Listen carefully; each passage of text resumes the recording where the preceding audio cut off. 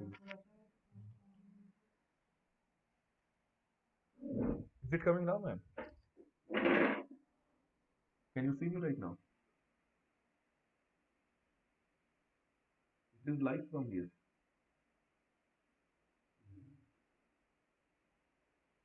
Okay.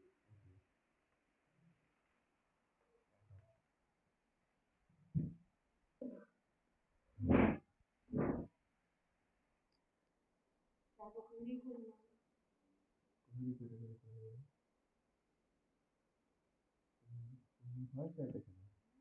हाँ ma'am, मैं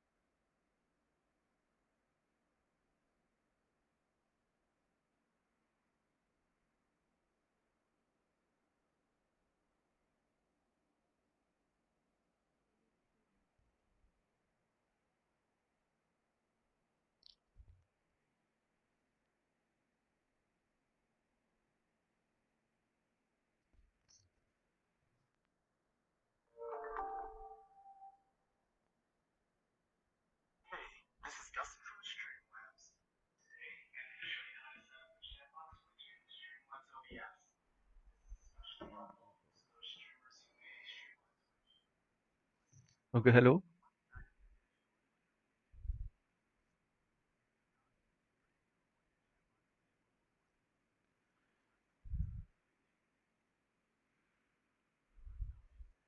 Okay, so can you all hear me?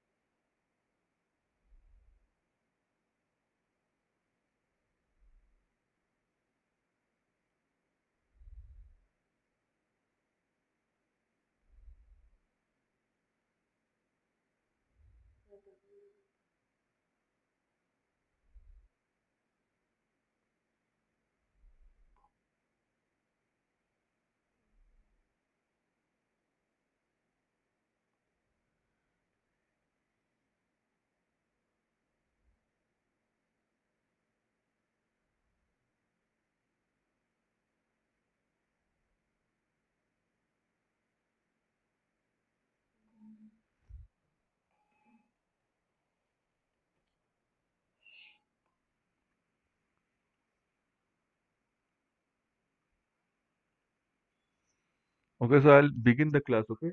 Everyone.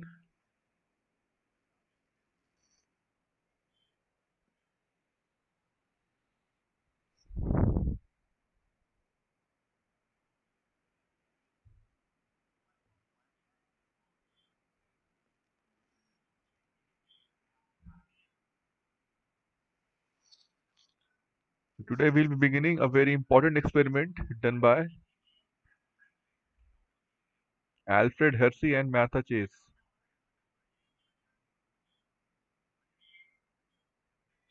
also known as Hershey-Chase experiment. So what they did was, in this experiment, they tried to find out what is the genetic material. Is it the DNA or the RNA or something else? So at the end of this experiment, they came to the conclusion that DNA is the genetic material. So how did they perform this experiment and how did they scientifically think about it?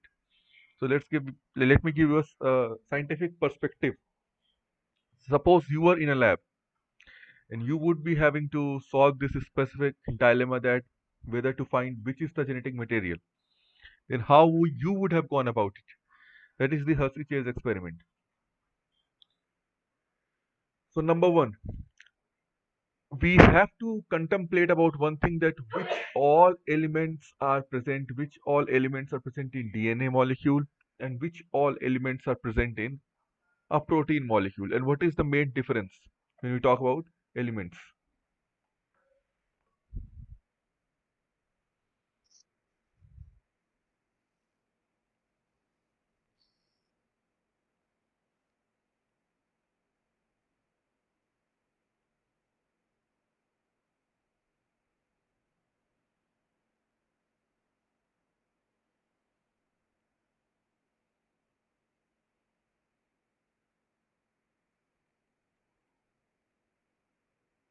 Not showing window capture, go to window,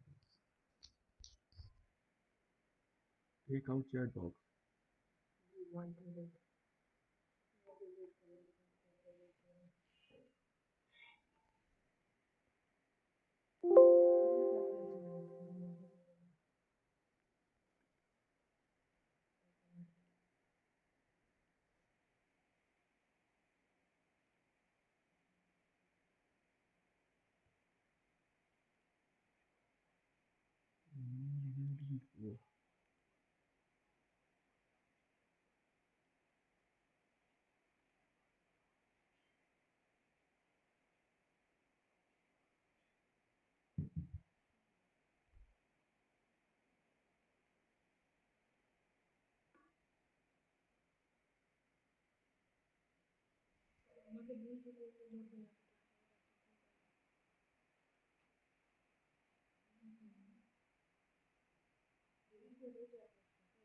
Deleted, but it's gone, everything is gone.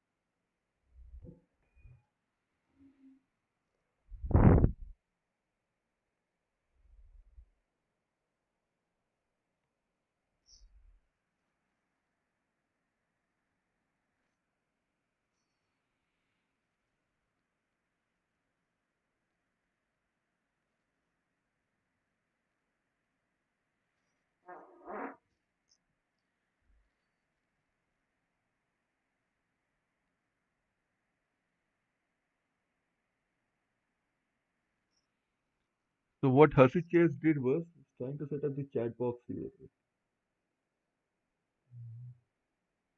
Just give me 2 minutes. I'll set up the chat box so that I can see your chats.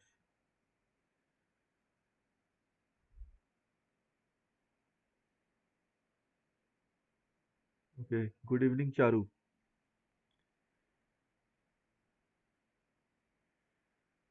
So just tell me how many students are there. Okay, two.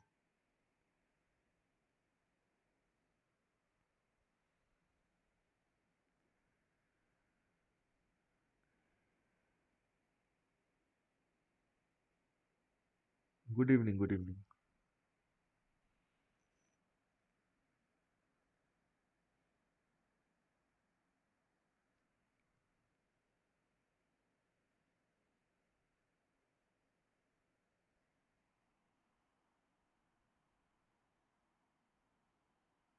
Tell me one thing. Did you? Shall I start from the beginning of the chapter or shall I start from the Hershey Chase experiment?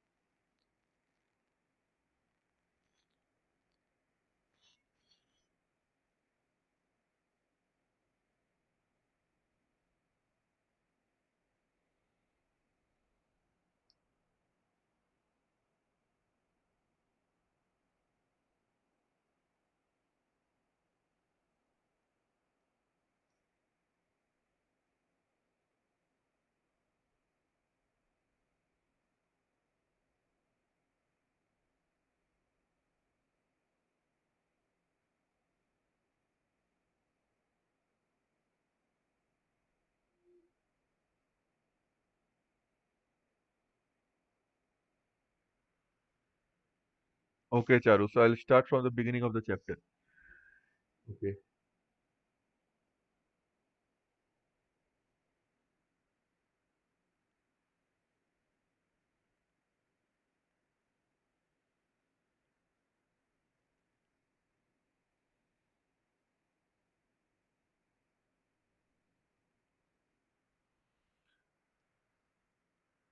So first thing is this chapter is about molecular basis of inheritance, and in this chapter we will be talking about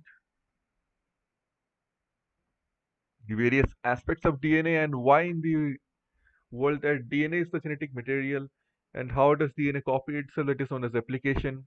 How is DNA converted into mRNA, messenger RNA, what is tRNA, transfer RNA, ribosomal RNA, and various other types of RNA, like a small nuclear RNA, small nuclear RNA, then long non-coding RNAs. There are various types of RNAs, miRNA, siRNA, pvRNA, and then coming down to the protein formation. How do we form the peptide bonds? We take in proteins, that is fine, but those proteins are not actually needed by our body. What's needed by our body is the proteins which are coded, or the codes of the proteins which are present in our specific gene. So that is the main thing, that how does our body synthesize proteins via formation of peptide bond via the amino acid pool. So how does that take place? That comes under the thing of or role of translation. And mostly we'll be talking about the prokaryotic systems, the model organism being the Escherichia coli, a gram-negative bacteria. Now, in order to understand the eukaryotic counterpart, I'll be giving you specialized comparisons, but the complete, or the, you can say, deep overlay of the eukaryotic replication, eukaryotic transcription, eukaryotic translation, and the entire central dogma is not present in your course. So if you will be willing, then I'll be teaching you. So first, let's start with the very basics. So first of all,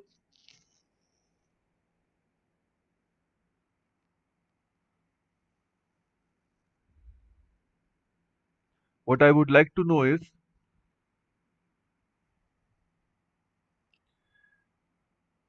you all might have heard of the thing known as DNA. DNA versus RNA. Deoxyribonucleic acid, ribonucleic acid. Deoxy is known as deoxy because it lacks the oxygen at the second carbon of ribose sugar.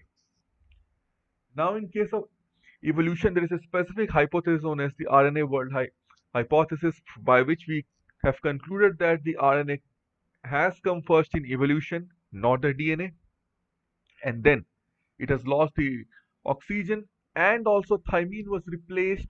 Sorry, the uracil in the RNA has been replaced by thymine. So you might be knowing this, that uracil has been replaced by thymine. Now to sum it off,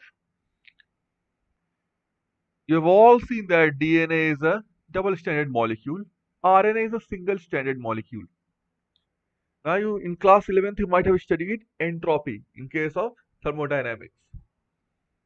Del S equal to del H upon T. So I would like to ask you a question here. Whatever is favored by nature must be entropically very, very high. Because if you have high entropy, what you have is less order. Entropy directly represents the randomness of a system. So high entropy, less order. Nobody wants to be in a high order, because if you have high order, you have less internal energy. So what happens is the gaseous state of any molecule has the highest entropy. The liquid has the lower entropy, and the solid state has the least entropy, but it possesses the highest degree of order. All the molecules are closely stacked. They are in high order structure, right? Then solids are also of two types: amorphous, crystalline. Crystalline is of much higher order, right? So, which one of the two molecules, DNA or RNA, would have higher entropy? The answer is very crystal clear. It would be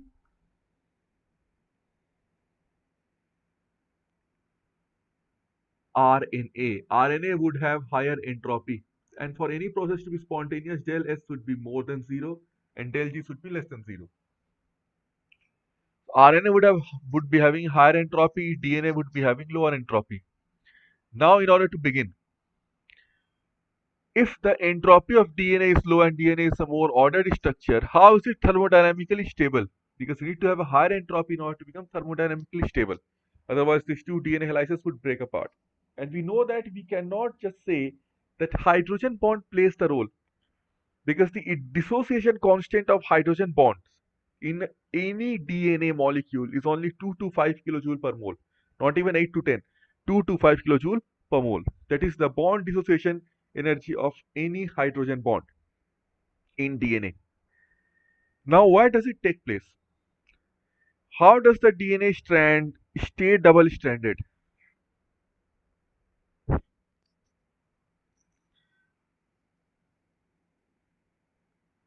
And the question is, why is it double stranded? There are two things. Why is it double stranded, and why does it have to be double stranded? So these are the core biological questions you need to answer in molecular biology, because these kinds of things you don't come across often, right? Just people tell you DNA is a double-stranded molecule. Why? What would happen if it was single-stranded? Why did the nature choose it to be double-stranded? And how does it stay double-stranded? What are the molecular and thermodynamic forces that govern, that enable it to remain double-stranded in nature? If I make DNA single-stranded, still put it in the nucleus, what would happen to us? Will we be alive or will we be dead?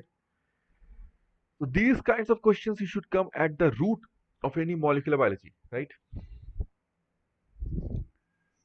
So in order for you to know this fact, you should see this, that if DNA was single stranded like RNA, then what would have happened is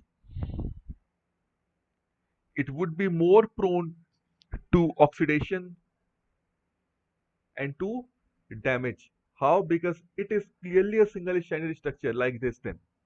And then the nitrogenous bases would be exposed to water, and in order to go for the hydrophobic interaction, it would have to fold like this, like this, like this, like this. And then during transcription, nothing would have been accessible, right? It wouldn't be accessible. The promoters wouldn't be accessible. Thereby, the mRNA formation would be very, very detrimental, and therefore you couldn't have got much proteins because mRNA would not be formed. Therefore, translation would be automatically inhibited. So you needed DNA to retain this structure so that the RNA polymerase can come and bind at the specific regions of the gene known as the promoter and can start the transcription process. In order for this to happen, because our body is 70% water, so water will react with each and every molecule. So that's one of the fundamental concepts of biology that I would like to tell you, right? That water reacts with every molecule in your body, whether it's a cytoplasm, whether it's a nucleoplasm, whether it's inside the nucleus, whether it's inside the nucleolus, everywhere there is water, right? So what happens is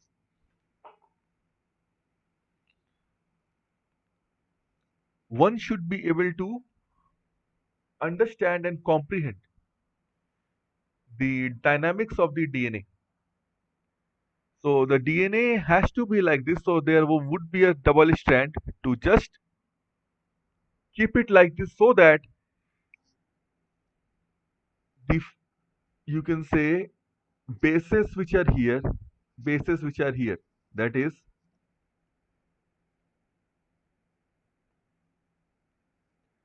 suppose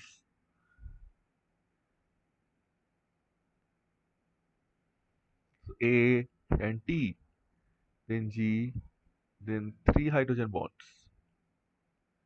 then C, like this.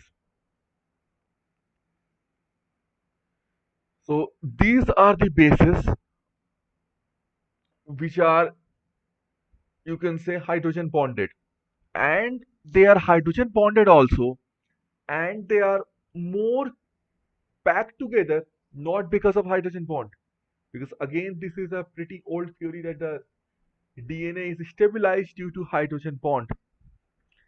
So the latest theory is, as per the latest happenings, the latest research which has been happening is, since I told you that the bond dissociation energy or the bond dissociation enthalpy of any hydrogen bond in DNA is only 2 to 5 kilojoule per mole. This is pretty less. Then water could have broken this down. So in order to get away from water, because it is surrounded by water molecules, what has happened is these bases, nitrogenous bases, they are having dicyclic or monocyclic structures. You might have seen purines and pyrimidines. So in order to maintain it, what they are doing is, what the DNA is doing is, it is aligning the two nitrogenous bases together. Thereby, it is not facing water, it is facing each other in close proximity via another interaction known as hydrophobic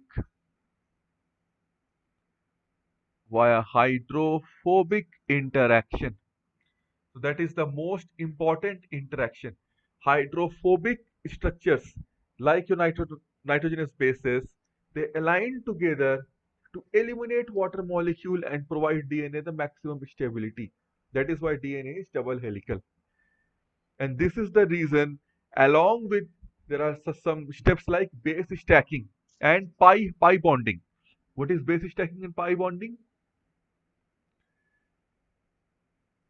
So you are thinking that this A, T, or C, G, any other sequence is in a straight line, y equal to mx plus c, like that. It is in a straight line theorem. It doesn't follow a straight line. What happens is, in a DNA, it is like this. So little bit tilt is there with the straight line. So it forms an angle. This angle leads to the creation of another property known as base stacking. in this thing, what happens is the pi electrons of this base overlaps with the pi electrons of this base. Then the pi electron gets shared. The pi electron cloud gets overlapped. And the pi electron overlapping known as base stacking because all the bases are not directly linear. They are a little bit tilted. So every base will be a little bit tilted. Whatever sequence you have sequence like A, T, C, G, G like this. Complementary will be, you can say T, A, C, G, G. So these are a little bit tilted. The bases are not straight, they are tilted. So they will have these angles leading to the base stacking, you can say postulate. And this postulate along with hydrogen, what is called hydrophobic interaction, that is the interaction between the bases, the nitrogenous bases of the DNA which are hydrophobic in nature, lead to the hypothesis or lead to the energy reduction in the DNA molecule which can compensate the decrease in entropy or the increase in orderness and keep this DNA molecule in the double helical form. So the decrease in entropy due to the double helical structure of DNA must be compensated. So it is compensated by base stacking, it is compensated by pi bond electron sharing, it is compensated by your hydrophobic interaction between the nitrogenous bases, and lastly the hydrogen bond formation between the nitrogenous bases. So these are the factors which compensate for the reduction in entropy and increase in the orderness of DNA due to it being double helical, right? That's why DNA stays double helical in nature.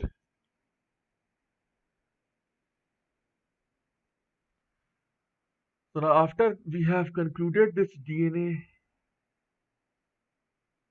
and RNA thing,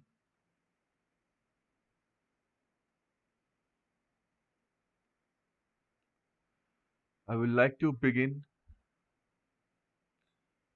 with the first experiment performed by Frederick Griffith.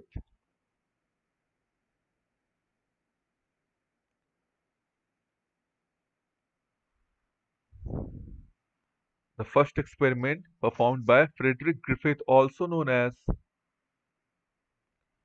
Griffith's experiment.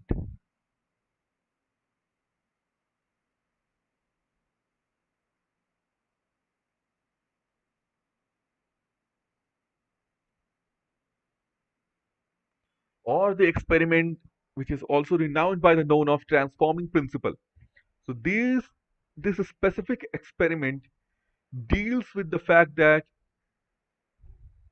what is the molecule which is known as the transformer or which transforms the other cells, the other or which transforms in this case the virulent or pathogenic Streptococcus pneumoniae strain because he worked with the Streptococcus pneumoniae, right? So let me get down to business, then you will be able to clearly comprehend this specific experiment. So in many books, it has been taken as R2 strain, S3 strain. So in order to keep it simple, I would start with the R strain. There are two strains of Streptococcus pneumoniae bacteria.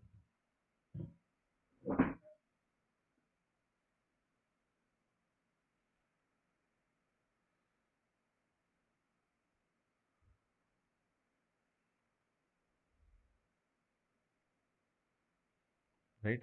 There are specifically two strains of Streptococcus pneumoniae. One is the S strain and another is the R strain. So what happens is Streptococcus pneumoniae is a gram-positive bacteria and which is responsible for many community acquired pneumonia, right? It has more than, you can say, 90 known serotypes. Serotypes means strains. This bacteria has more than 90 known strains, and it is a kind of, you can say, anaerobic bacteria also. Okay.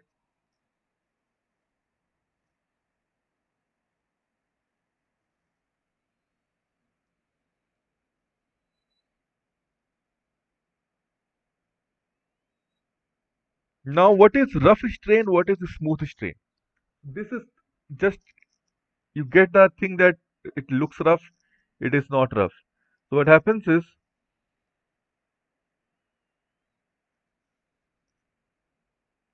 the rough and smooth strain, they are just not rough and smooth. In your book, what is given is this rough strain. If you look under the microscope, if you put it under the electron microscope, it would look rough, right?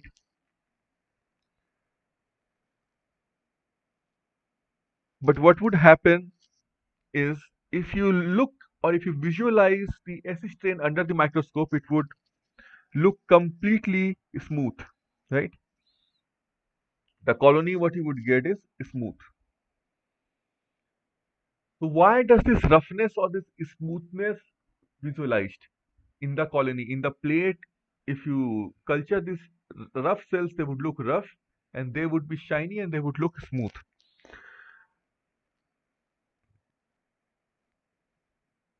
So what is the fundamental difference between the rough and the smooth strain? So what happens is the cell wall of Streptococcus pneumoniae, we know that it's a gram-positive bacteria, it has a thick cell wall and it's almost 0.5 to 1.2 micrometer in length. You can say 0.5 to 1.25 micrometer in length. Now, what really makes it smooth, R2 strain, and what makes the S3 strain or simply S strain smooth? Now, let me tell you that thing.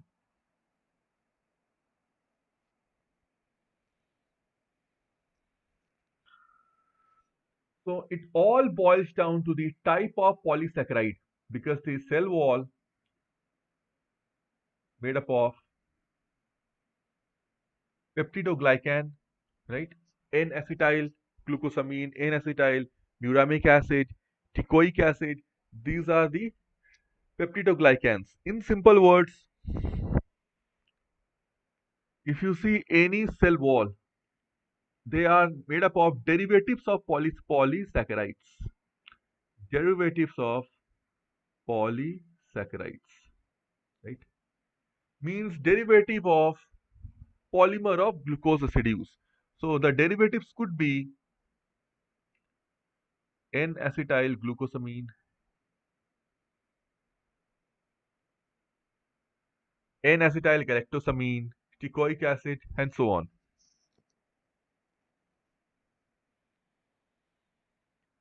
So what happens is, in case of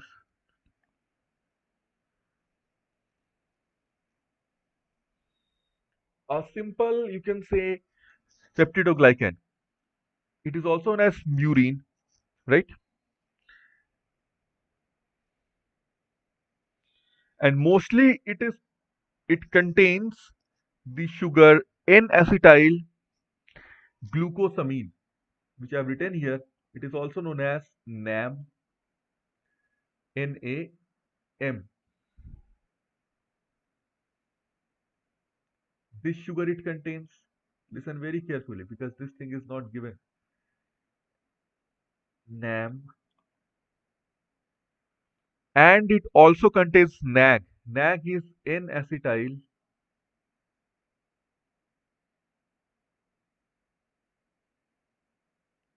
muramic acid.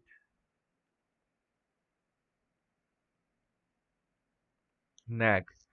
So NAM and NAG are the mostly two specific types of polysaccharides present or different. These are nothing but different types of polymers of glucose. And they are connected by beta 1,4 N glycosidic linkage. Okay.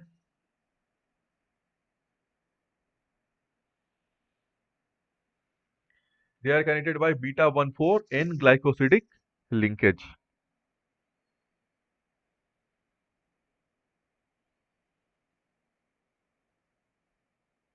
And the how does the peptide formation takes place? Peptidoglycan formation takes place. That is not in your course. How does the acetylation and deacetylation happen? Because the acetyl group is present. So to this glucosamine acetylation has happened. This amino group has been attached. So these things are not in your course. Okay.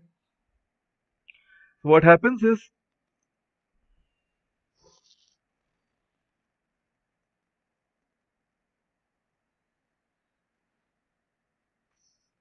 in case of smooth strain, this N-acetyl glucosamine and N-acetylmuramic acid are connected to each other by beta-1,4 glucosidic or glycosidic linkage properly. Okay. Now, how is it connected? The question comes. Now, it says a bond, but the bond doesn't form by its own. Always know the bond doesn't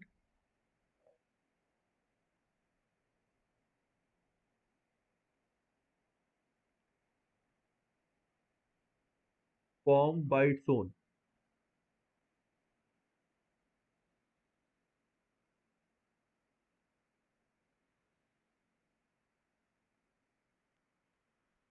So, in order to form this bond, what you need to consider is this bond is formed by an enzyme. Okay, the bond between these two molecules won't form on its own. So, in order to form this bond, you would need to have specific enzymes, right?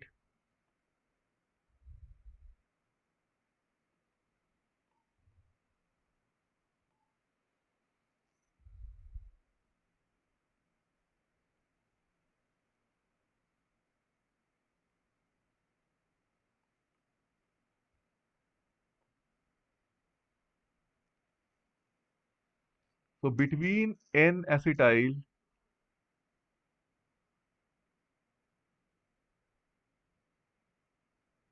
glucosamine and N-acetyl, you can say muramic acid,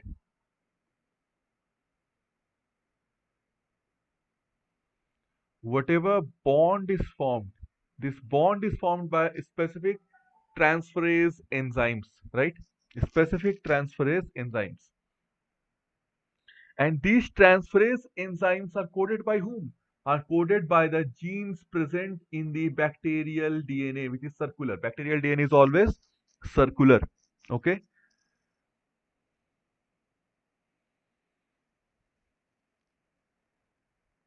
So bacterial DNA is always circular in nature. So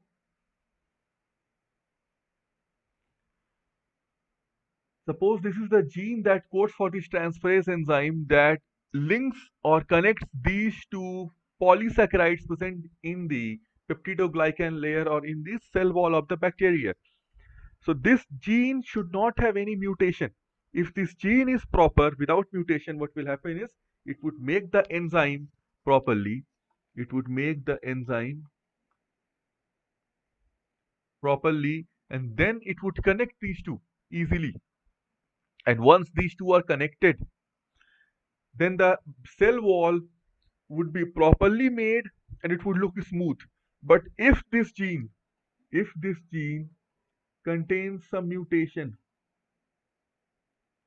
is present in this gene, then what would happen?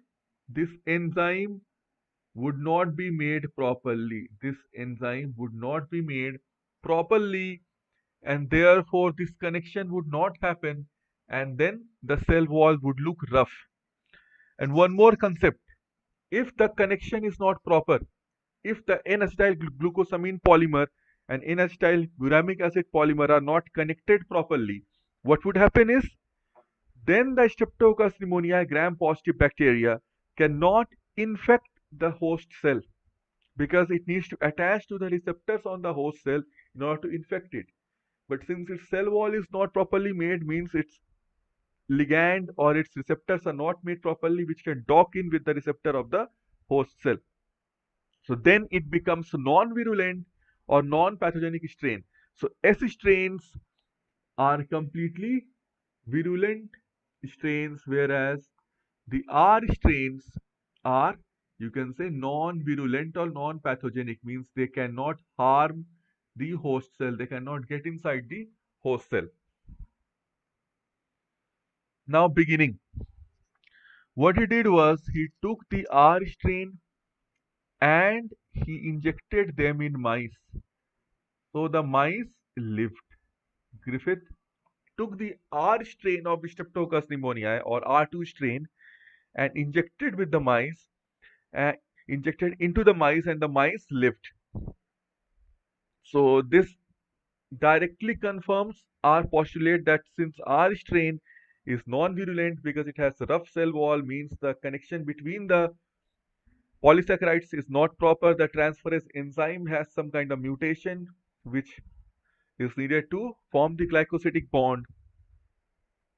So because of that, the R strain is not pathogenic or virulent, is unharmful, therefore the mice is able to live. Okay.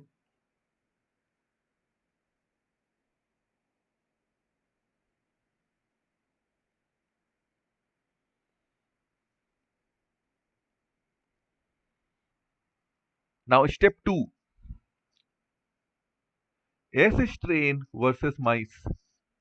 What would you expect here? S strain is the virulent strain. It has got a smooth cell wall, means no mutation in the gene which codes for the transferases or the transferase enzyme which links the various polymers of glucose, N-acetyl glucosamine and N-acetyl muramic acid present in the peptidoglycan of the cell wall.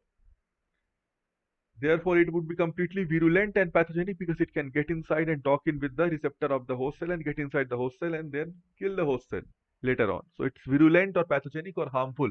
So thereby the mice will develop pneumonia and the mice will die. These are the first two steps. Step 3 would be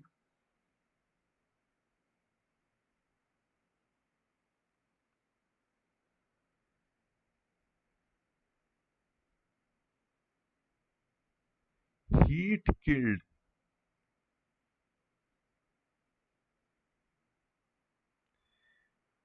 S strain plus mice.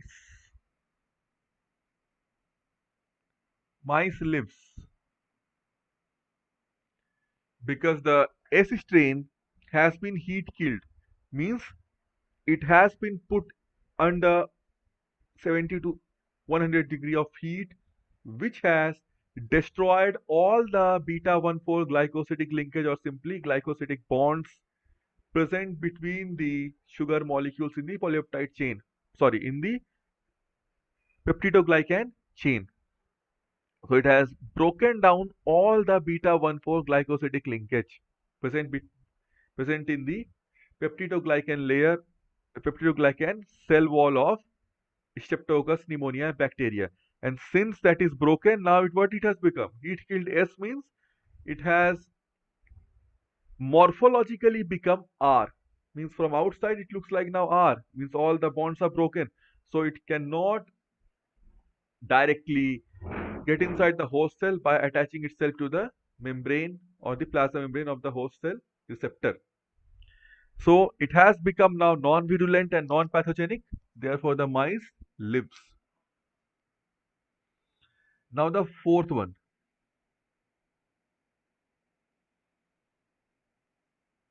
Fourth one would be heat killed mice.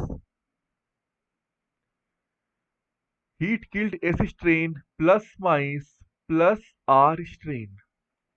The result was mice died. Now that requires some explanation because R strain is non-virulent or non-pathogenic. Heat killed S strain is again non-virulent, non-pathogenic. But when both of these non-pathogenic strains or non-virulent strains are injected into mice, the mice dies. So how does it happen? When both the non-pathogenic strains have been put in the mice has died. So the explanation of this is the transforming principle or the transformation theory.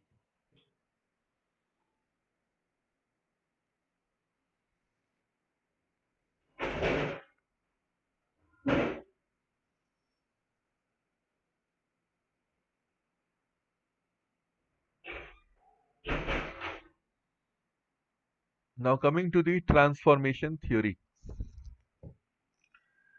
Just look here. This is the cell wall.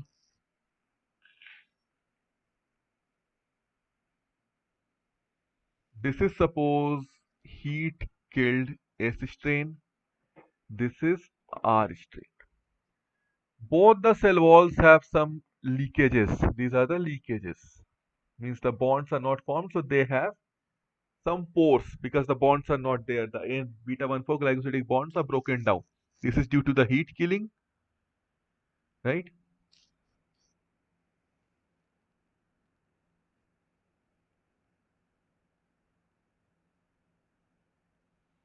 This is due to the killing of the heat, killing by the heat, and this is due to its genetic. It has got some mutation. But let's come to the DNA. The circular DNA, which contains the transferase gene here, is non-mutated.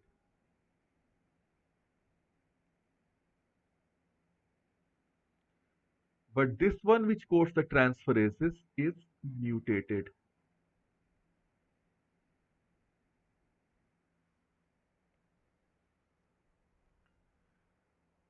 So what could have happened? Since this wall is completely broken, the DNA and some then the plasma membrane could have been having some leakages due to the heat. So the DNA could have got out of this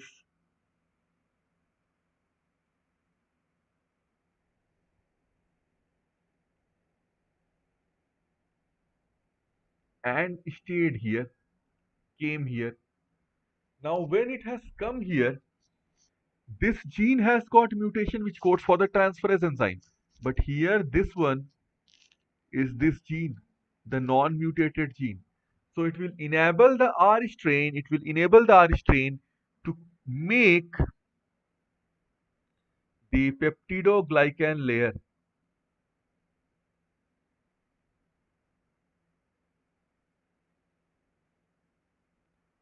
without any kind of N-glycosidic linkage absence. So now the R strain can make the complete, completely, you can say error-proof peptidoglycan cell wall. So that is how it will enable the R strain to become the S strain because the DNA got transformed, the DNA has got transferred, which has transformed the R strain into becoming the S strain because this DNA went here and this DNA has got non-mutated transferase gene which can then convert the R strain into S strain because the R strain has mutated gene. This one has the proper gene. So R strain's transferase gene has been aided or has been complemented by the non-mutated gene of the S strain DNA, and now R strain can make proper cell wall. Now R strain has become virulent or pathogenic. Now R strain has become, you can say, virulent or pathogenic. Thereby, due to this infection, the mice died because R strain has become converted or has got converted into S strain. Its cell wall has become smooth because the linkage between the polymer or polymeric sugar in acetyl glucosamine and acetyl muramic acid has been properly made. The glycosidic bond has been properly made by that specific transferase enzyme, which was absent in R, or the gene was mutated in R, but the gene was perfectly fine, non-mutated in case of S strain, and that DNA has entered the S cell plasma membrane, right? So that is how the mice was not able to live, and the mice eventually died. So that's what happened.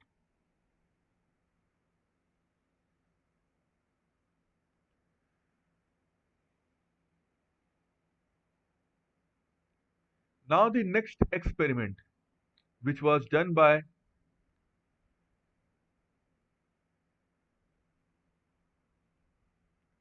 McCarthy, Avery, and you can say McLeod. McCarthy, MacLeod, Avery experiment. So what they did was they confirmed in biology, in any experiment in biology, you need to confirm, you need to be assertive of the fact that you have deduced a certain phenomenon. Now, as per the postulate, the DNA went, but in order to confirm that whether it was DNA that transformed the R strain, or protein that transformed the R strain, or RNA that transformed the R strain. So what they did was they took the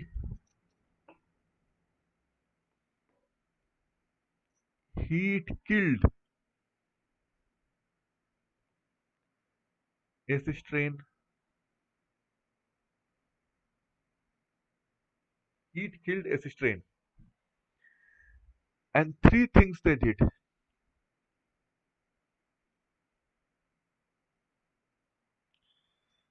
Added RNAs,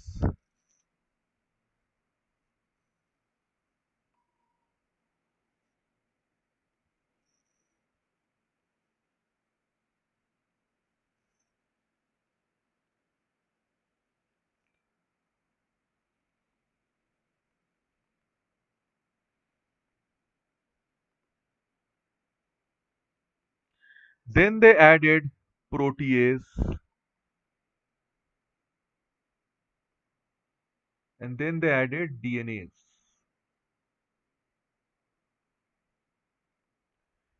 So the RNA will degrade the RNA of the heat-killed S strain. The protease will degrade the protein of the heat-killed S strain, and DNAs will degrade the DNA of the heat-killed S strain, because AS is the suffix which degrades.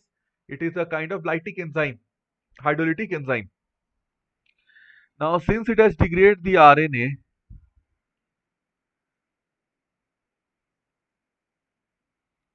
and then what they did was they again infected this strain plus R strain plus mice. Now the heat killed S strain, which has also been treated with RNAs plus the R strain and mice. What happened here was the mice was able to,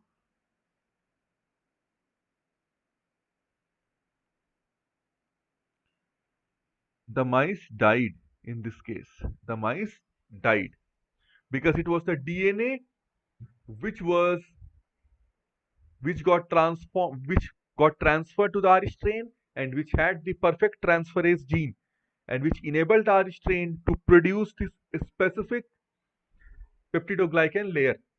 So in this case also, since it was treated with RNAs, it did not degrade the DNA.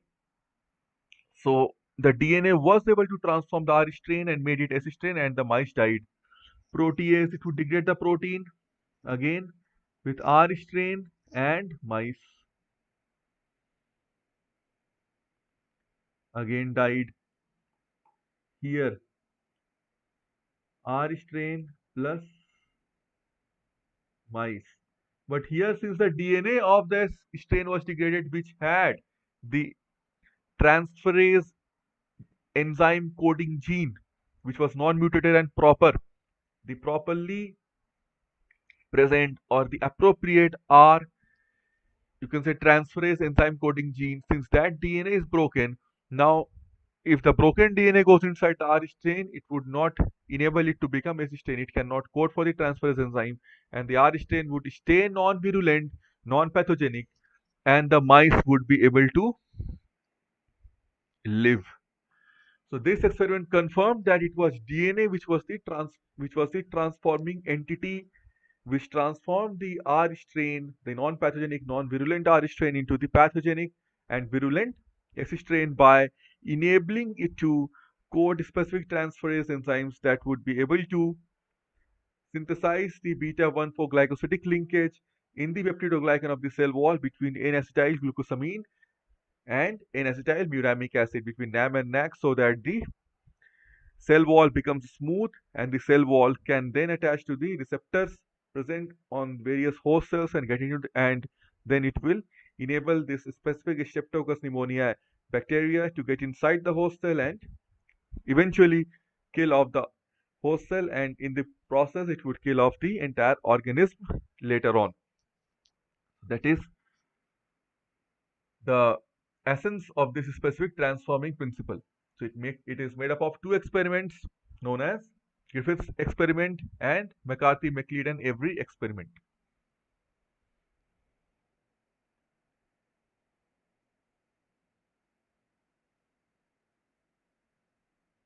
So in our next meeting, we will be starting with the Hershey-Chase experiment. So if you have had any doubts in this, you can always text me or ask your doubts in the group. Okay. So shall we conclude the lecture?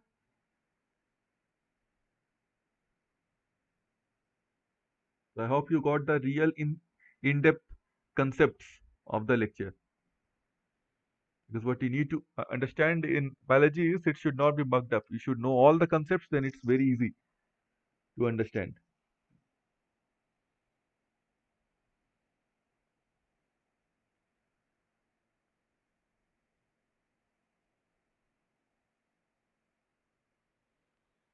Okay, so now I'll be concluding the lecture. Okay, so thanks a lot.